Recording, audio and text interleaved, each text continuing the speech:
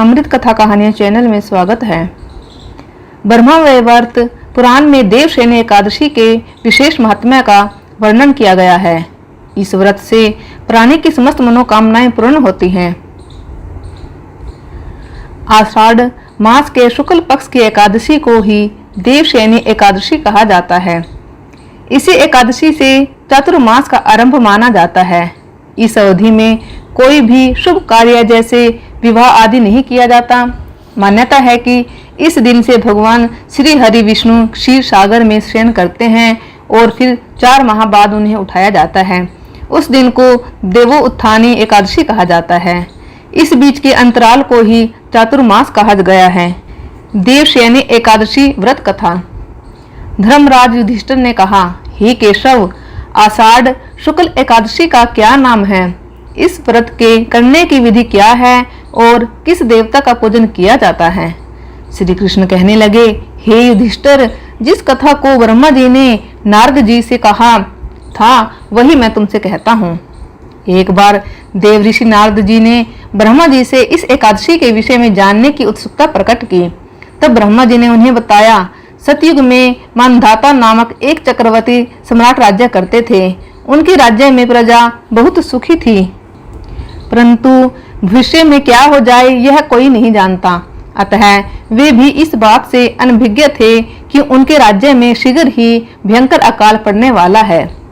उनके राज्य में पूरे 3 वर्ष तक वर्षा न होने के कारण भयंकर अकाल पड़ा। इस अकाल से चारों ओर त्राही त्राही मच गई। धर्म पक्ष के यज्ञ, हवन, पिंडदान, कथाव्रत आदि में कमी हो गई। जब मुसीबत पड़ी हो तो धार्मिक कार्यों में प्राणी की रुचि कहाँ रह जाती है। प्रजा ने राजा के पास जाकर अपनी वेदना की दुहाई दी। राजा तो इस स्थिति को लेकर पहले से ही दुखी थे। वे सोचने लगे कि आखिर मैंने ऐसा कौन सा पाप कर्म किया है जिसका दंड मुझे इस रूप में मिल रहा है। फिर इस कष्ट से मुक्ति पाने का कोई साधन करने के उद्देश्य से राजा सेना को लेकर जंगल की ओर चल दिए। वहां विचरण करते करते एक दिन वे ब्रह्मा जी के पुत्र अंगिरा ऋषि के आश्रम में पहुंचे और उन्हें साष्टांग प्रणाम किया। ऋषिवर ने आशीर्वचन उपरांत कुशल क्षेम पूछा। फिर जंगल में विचरने व अपने आश्रम में आने का प्रयोजन जानना चाहा।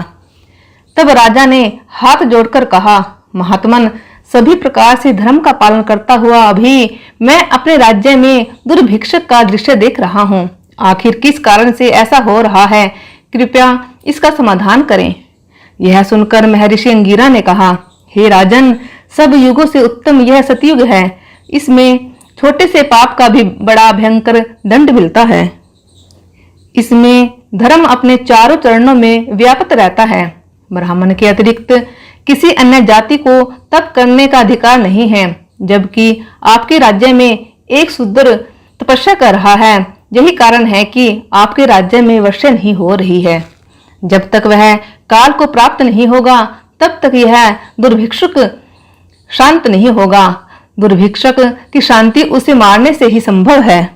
किंतु राजा के हृदय एक नर अपराध शूद्र तपस्वी का शमन करने को तैयार नहीं हुआ। उन्होंने कहा, हे देव, मैं उस निरपराध को मार दूं, यह बात मेरा मन स्वीकार नहीं कर रहा है। कृपया करके आप कोई और उपाय बताएं। महर्षि अंगिरा ने बताया, आषाढ़ माह के शुक्ल पक्ष की एकादशी का व्रत करें। इस व्रत के प्रभाव से अवश्य ही वर्षा होगी। राजा अपने राज्य की राजधानी लौट आए और चारों वर्णों सहित एकादशी का विधि पूर्वक व्रत किया। व्रत के प्रभाव से उनके राज्य में मूसलधार वर्षा हुई और पूरा राज्य धन धान्य से परिपूर्ण हो गया। ब्रह्मा वैवर्त पुराण में देवशयनी एकादशी के विशेष महात्म्य का वर्णन किया गया है। इस व्रत से प्राणी की समस्त मनोकामनाएं पूर्ण होती हैं। अतः इस मास की एकादशी का व्रत सब मनुष्य को करना चाहिए। यह व्रत इस लोक में भोग और परलोक में मुक्ति को देने वाला है। इस कथा को पढ़ने और सुनने से मनुष्य के समस्त पाप नाश को प्राप्त हो जाते हैं।